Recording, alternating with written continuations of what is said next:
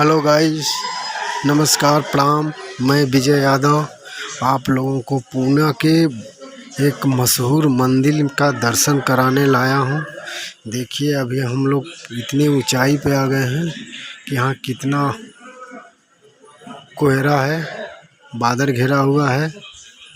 यहाँ कुछ दिखाई नहीं पहाड़ों में दे रहा है, आप लोगों को दिखा रहे हैं।